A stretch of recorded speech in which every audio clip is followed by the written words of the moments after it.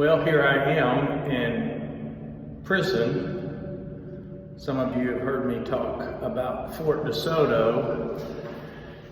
And this is the fort. This is one of the prison cells that would house prisoners of war. When America started their entry into the Spanish-American War in 1898, the Tampa Bay citizens demanded the government build some protection for them, and this was the fort that they built.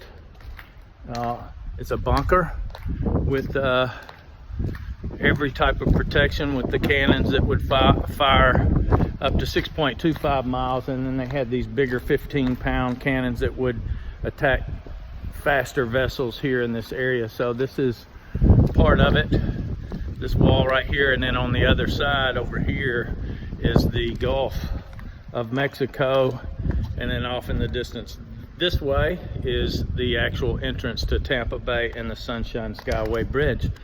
But just thought I'd give you a little piece of history, and it just made me think today as I'm riding by the fort that, you know, this place was built to protect people, and I started thinking about us being protected and what are our things that we can use to protect us from our enemy. And the Bible says that our battle is not against flesh and blood, but against powers and principalities of this dark world. You know, and it's real. It's a real battle. And just like the battle for our mind is an everyday thing, that we have to protect it, and we protect it by, again, putting in those things that the Lord gives us to do that. But we have to do something different.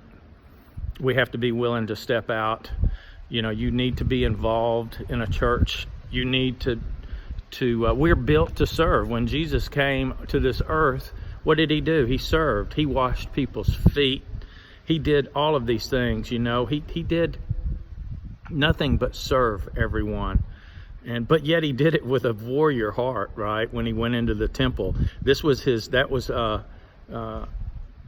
the Palm Week, when he went into Jerusalem. He rode in on a donkey, which a king would typically do, and he rode in, and then during that week he went into the temple, and the priest and the Pharisees had set up the temple for their benefit and were making money there, and that's when he went in.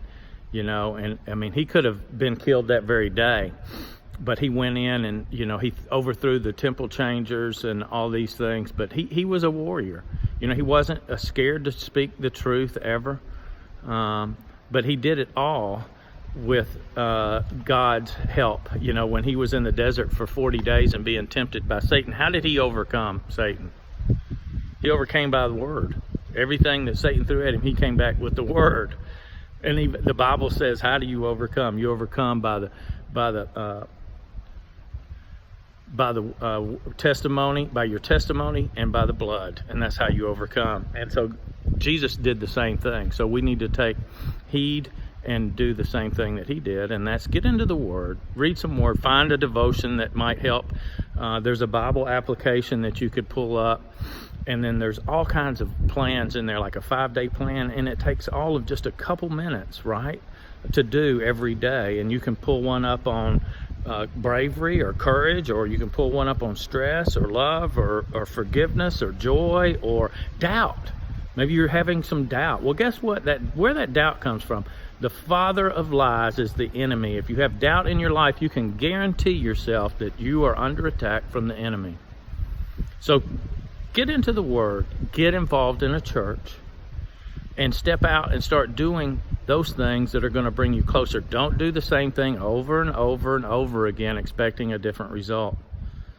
Okay?